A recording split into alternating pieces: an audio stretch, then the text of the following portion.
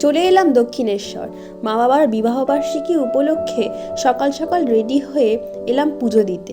শুভ দিনের শুরুটা ঠাকুরকে পুজো দিয়েই মা করতে চেয়েছিল। মায়ের ইচ্ছা মতো আজকের দিনটার প্ল্যানিং আগে থেকেই করা ছিল।